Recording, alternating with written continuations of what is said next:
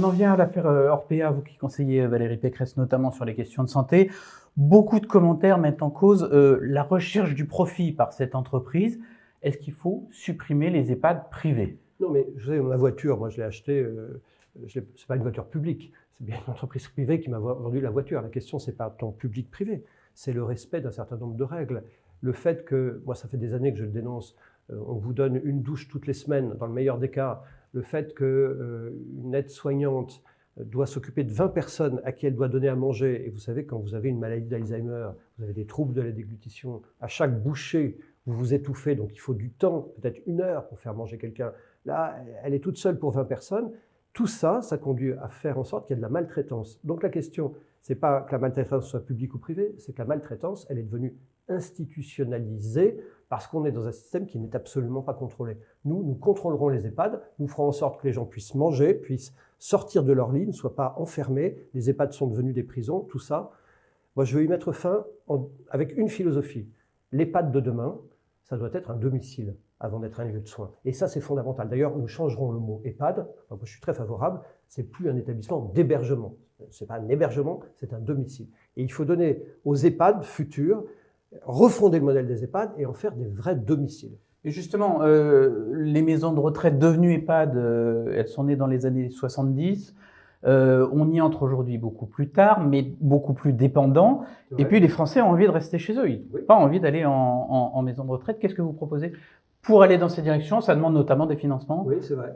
Nous croyons avec Valérie Pécresse que la priorité, c'est de permettre aux gens de rester en bonne santé le plus longtemps possible. Donc c'est une question de prise en compte de la santé dès l'âge de 30 ans ou 40 ans. Quand vous faites du sport à 40 ans, quand vous avez des activités à 40 ans, eh bien, quand vous avez 80 ans, vous êtes en meilleure santé. Donc ça se construit sur le long terme. Et notre programme santé, c'est un programme de santé global. La ville, l'hôpital, l'air que vous respirez, l'alimentation que vous mangez, tout ça, ça contribue à faire en sorte que la dépendance arrive le plus tard possible.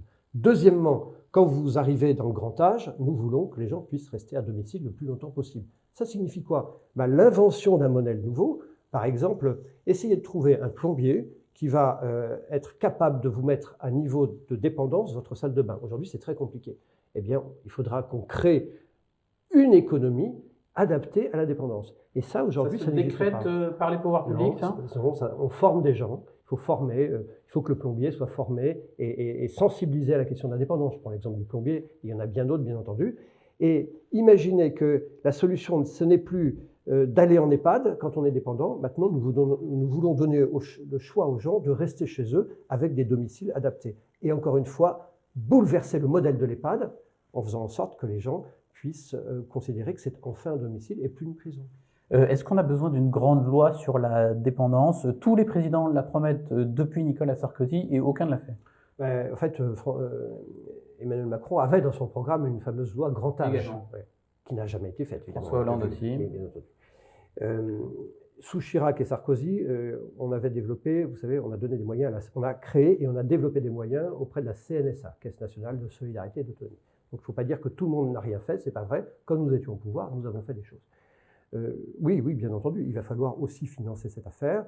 Et donc, les modes de financement, on les voit, ils sont probablement multiples. Est-ce qu'il faut donner un peu de décentralisation auprès des communes? Moi, je crois que les communes ont un rôle particulier, en particulier sur le maintien à domicile. Moi, je suis maire d'une commune de 30 000 habitants. Je connais à peu près les gens qui sont en voie de dépendance. Et si je souhaite qu'ils restent à leur domicile, peut-être doit-il y avoir des financements ou des aides très locales. La décentralisation est un mode d'avancée. Et ensuite, il faut que nous réfléchissions sur des financements très long terme qui permettent de se garantir sur la dépendance 40 ans plus tard.